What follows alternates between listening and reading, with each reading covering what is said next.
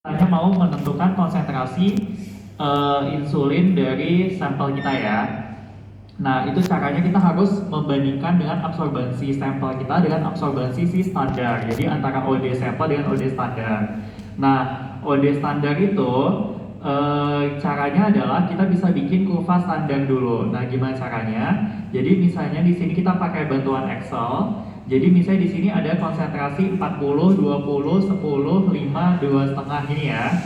Dengan OD-nya di sini kebetulan ada dua karena duplo ya. Jadi ada ini 2,3 sama 2,3 dan lain sebagainya. Nah, kalau misalnya kalian nanti dapatnya duplo, berarti harus dicari rata-ratanya dulu. Gitu ya, dicari rata-ratanya dulu. Nanti sehingga dapatlah hasil yang seperti yang di bawah ini. Itu ya. Jadi konsentrasinya 40, OD-nya 2,35, 20, OD-nya 1,3 sampai 2,5, OD-nya 0,28. Nah, setelah itu kita bikin kurva standar. Kurva standar caranya tinggal di blok aja, terus tinggal insert. Nah, pilih chart yang scatter. Ya, pilih chart yang scatter. Nih, pilih chart yang scatter. Nah, nanti dapat kurva kayak gini. Dapat chart kayak gini. Ya, nah di sini nanti bisa di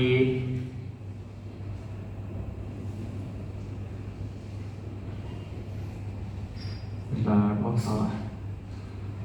Ya, nanti bisa dimunculkan ininya apa namanya? Trend line-nya.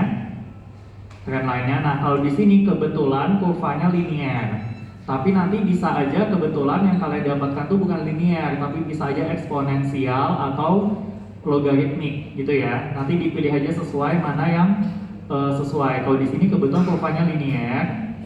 Terus di sini ya trend line-nya linear. Terus di sini kan bisa munculkan juga ininya apa namanya? Bentar, gimana ya caranya?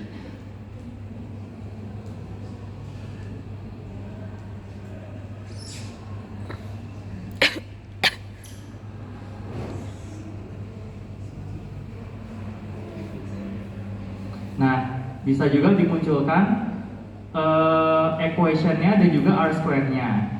Nah, di sini untuk kurva yang bagus itu kalau R square-nya itu mendekati 1. Jadi dia istilahnya deviasinya tuh rendah gitu ya. Jadi kalau R square itu mendekati 1, kalau di sini 0,99 berarti di sini kurvanya reliable ya. Kurvanya bisa dipakai. Nah, dengan di sini konsentrasi dengan persamaan garisnya dia sama dengan 0,05x ditambah 0,14. Nah, di sini kan x itu menunjukkan konsentrasi, y itu menunjukkan absorbensi. Ya, jadi kalau kalian bikin, sebenarnya kita bisa bikin kurva manual ya. Jadi kalau kita bikin kurva manual, itu nanti tinggal dibikin x horizontalnya, yang x-nya itu adalah konsentrasi, y-nya itu absorbensi. Nah, berarti otomatis di sini kalau kita mau mencari konsentrasi, kan kita punya data absorbensi ya. Berarti kita tinggal substitusi absorbensi sampel kita ke y. Kebayang ya? Berarti misalnya absorbensi sampel kita nih 0,6. Berarti 0,6 sama dengan 0,05x ditambah 0,14. Nah, nanti dicari x-nya berapa, silahkan diutak-atik sendiri itu ya. Nah, nah gitu caranya untuk kita menentukan nilai ininya, apa namanya, konsentrasi dari sampel kita. Ada yang mau ditanyakan kira-kira?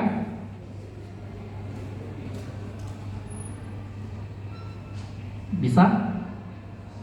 Ya, boleh. Biar muncul apa? Trend line-nya, grafiknya. Aku ulangi lagi ya. Jadi, ini ya. Jadi kan kita kan mau membuat kurva standar. Kurva standar itu intinya adalah dari konsentrasi itu di sumbu X, absorbensi itu di sumbu Y. Jadi nanti ini tinggal di blok, terus kita bikin kurvanya yang scatter. Nah, terus kalau misalnya terus habis itu kalau di ini pakai Microsoft Excel 2000 berapa nih ya? Aku nggak tahu ya. Kalau pakai Microsoft Excel yang di sini itu nanti tinggal dipencet trend line-nya aja di more trend and option ini.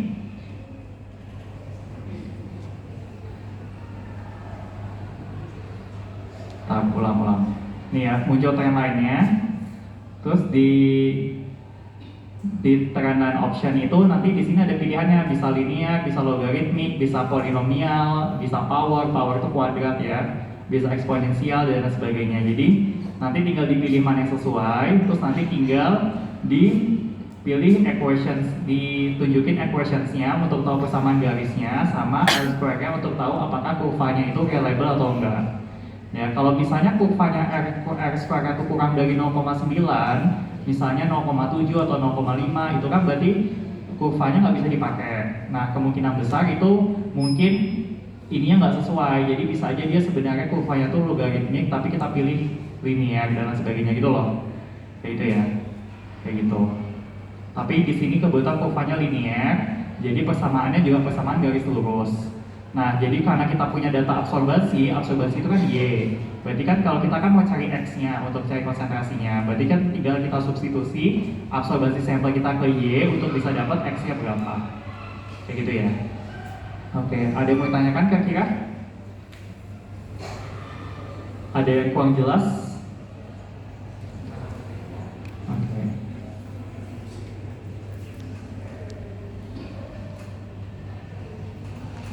Ya, boleh.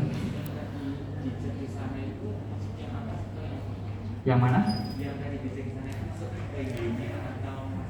Ke Y-nya. Karena kan Y itu absorbansi atau optical density kan. Yang kita punya data itu kan data OD, data absorbansi. Jadi masuknya ke Y. Yang mana? Yang atas banyak mana? Oh yang ini lupakan aja ya.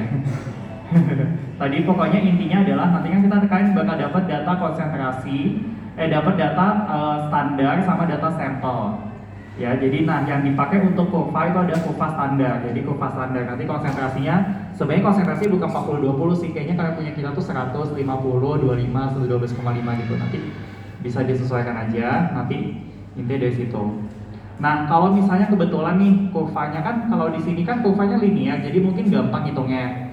Terus kalau kurvanya itu eksponensial gimana? Misalnya kalian dapat persamaan kuadrat, ya kan, persamaan kuadrat. Nah, itu kan otomatis harus difaktorin dan segala macam.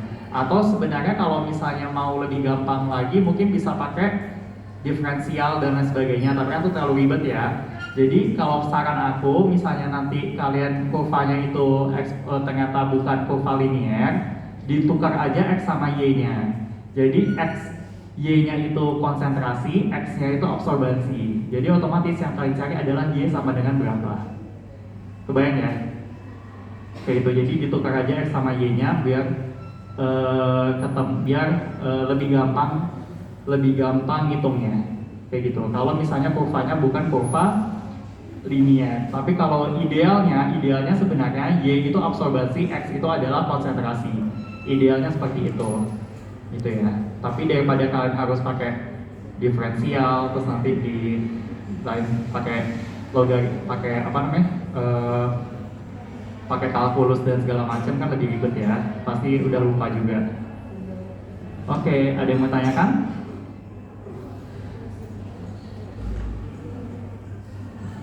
Kalau tidak ada yang mau tanyakan, mungkin saya kembalikan ke langsung tutup.